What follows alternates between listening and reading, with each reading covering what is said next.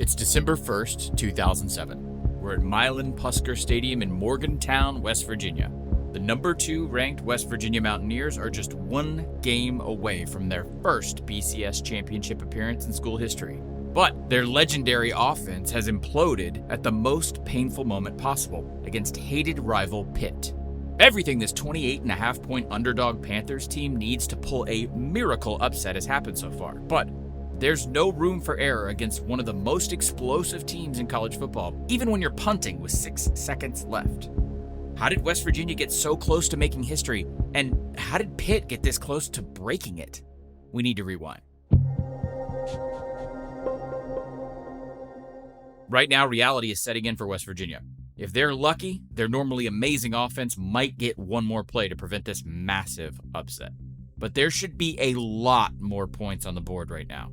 The 10-1 Mountaineers have averaged 44.5 points a game in their 10 wins this 2007 season. Heck, just a week ago they won the Big East by dropping 66 on a top 20 team, and 4-7 Pitt is far from that. West Virginia scores all those points because of a very effective zone read rushing attack, and WVU doesn't just run the zone read, they invented it. Well, this guy did. Back in 1991, West Virginia native Rich Rodriguez discovered the read concept while coaching at tiny Glenville State College. During a practice, the Glenville quarterback bobbled a snap, and as he regained control of the ball, had enough time to see where the defensive end was moving, so he just ran to where the end wasn't. And that's pretty much the offense. The offensive line runs a zone blocking scheme, and the quarterback reads one player before deciding which way to run. Years later, Rodriguez added options to pitch to the running back or throw the ball. And when you stack enough really talented, really fast players around a really talented and really fast quarterback, you become the 2007 Mountaineers. This team features a rotation of stars in the backfield. Quarterback Pat White, running back Steve Slayton and Noel Devine, and Owen Schmidt, maybe the most fullback-ass fullback in the history of college football. Rodriguez's zone read broke through nationally in 1998 when he was offensive coordinator at Tulane and helped the Green Wave go undefeated.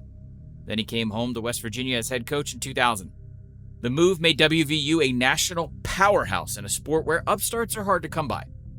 In the 9 years since the BCS sought to create an undisputed champion of the sport, only one team without a previous national title appearance, Virginia Tech, has appeared in the BCS Championship game. Entering tonight, WVU is 32-4 in their last 3 seasons and in legit national title contention for the first time in the BCS era. Their explosive offense drew attention from powerful places, as Rodriguez interviewed with Alabama for their open head coaching job last year.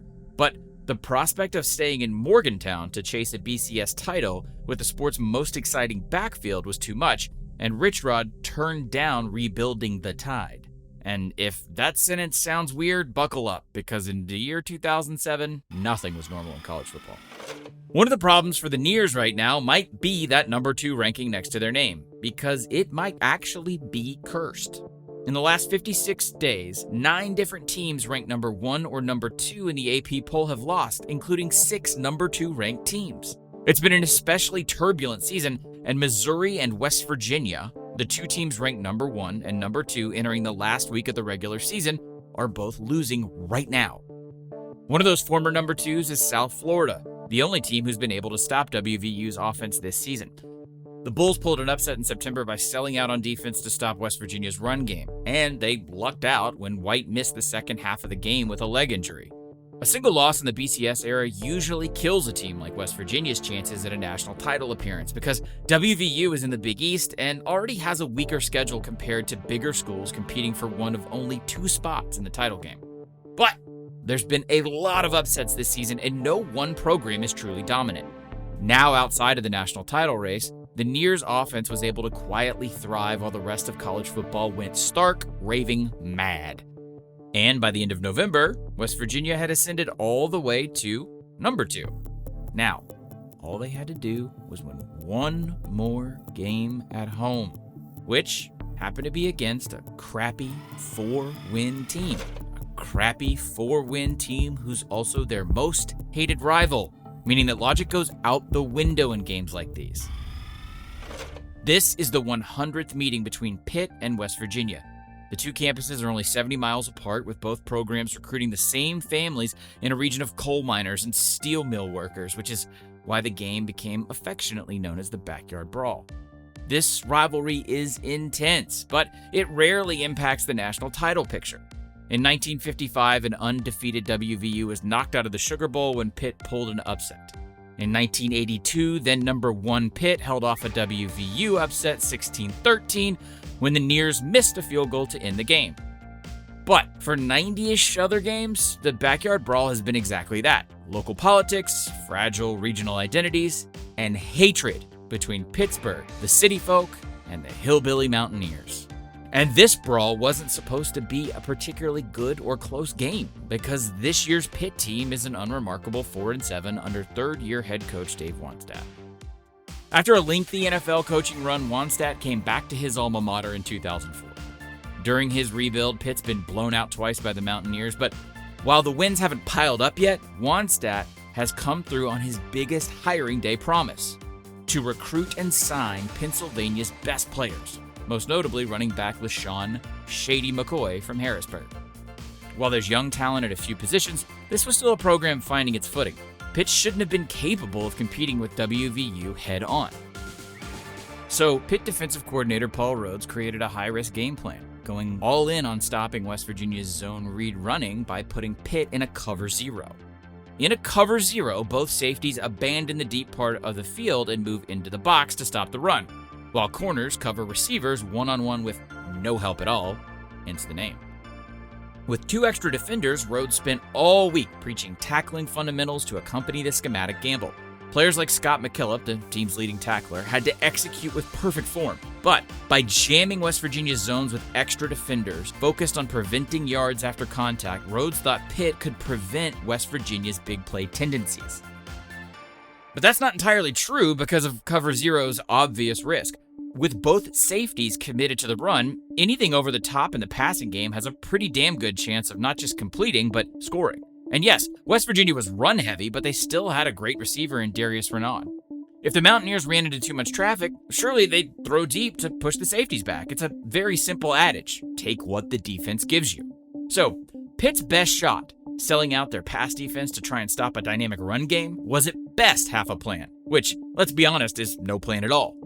They needed a perfect storm and some seriously stubborn West Virginia play calling. Luckily for Pitt, there were Mountaineer problems right away. Kicker Pat McAfee missed 2 field goals on the Nears' first 3 drives of the game. Other than a 56-yard attempt last week, he hadn't missed a kick in 2 months. The cover 0 plan didn't seem to be working. West Virginia was running with relative ease and in chunks. They just couldn't score. And Pitt wasn't a good team. Freshman quarterback Pat Bostic's interception at the West Virginia 26-yard line killed the Panthers' best chance on offense. Then White went down, dislocating the thumb on his non-throwing hand during a scoring drive. With just a 7-point deficit, Pitt found themselves in the same scenario as South Florida, provided they could slow down the West Virginia run. And with White out of the game and Pitt struggling to do much of anything on offense, West Virginia had even less incentive to throw the ball with backup Jarrett Brown. The Panthers scored a field goal to end the first half and mounted a long touchdown drive to open the second, creating a 10-7 lead in the third.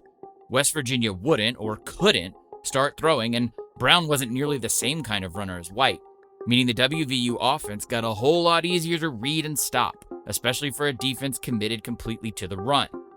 And when run-heavy teams like this don't score, they still eat a lot of clock. Recognizing this, Pitt ran McCoy and Bostic as much as possible to shorten the game even more. Still, the offense couldn't build a 2-possession lead, even with everything going their way. A Brown fumble deep in West Virginia territory gave Pitt a 1st and goal, but they settled for a field goal and just a 6-point lead with just over 6 minutes left in the game. That meant a single play from an explosive West Virginia could retake the lead, and Devine almost did exactly that, breaking those Pitt tackles to set up a returning White deep in Pitt territory. Noel Devine still feet down to the 33-yard line. But with their quarterback back, West Virginia still went 4 and out on 4 run calls: White, Slayton, yielding 9 yards. That high-risk plan of Rhodes worked perfectly, with McKillop wrapping up Slayton on a 4th and 3 rush. Each time, Pitt was ready for the obvious run call. Maybe White was just cold coming back injured, but West Virginia never tried to take advantage of Pitt's defense cheating up on the run. Maybe Rodriguez didn't try to be different in his play calling because these Mountaineers never had to be. After trading more scoreless possessions, the feckless Panther offense milked the clock for all it's worth. Now, they're facing a punting situation on their own 15-yard line. Almost none of what's happened tonight can be logically credited to Pitt, and the Panthers seem to know it. From injury luck to turnovers to Rodriguez's fiercely stubborn play calling philosophy, Pitt hasn't so much pulled an upset as they haven't interrupted the Mountaineers punching themselves in the face. It's like that old Sun Tzu proverb, never interrupt an opponent when he won't throw against an 8-man box. But everything is on the line here, not just for this season, but a program's entire existence. This was supposed to be a simple step on the way to the biggest season in West Virginia history. A crowning moment for a native son, an evolution of offense, and a coming out party for this chorus line of playmakers. Even now, with seconds left, any single play from any of West Virginia's wildly talented players could change the game at any moment, which is what everyone in this stadium has been waiting for all night long. And Pitt knows that. They're just guests in West Virginia's nightmare. So why risk offering your hated rival with superior talent one last chance to fix their mistakes? Welcome to a moment in history. Running back toward the end zone is no time. The game is over. The game is over. He ran the clock out.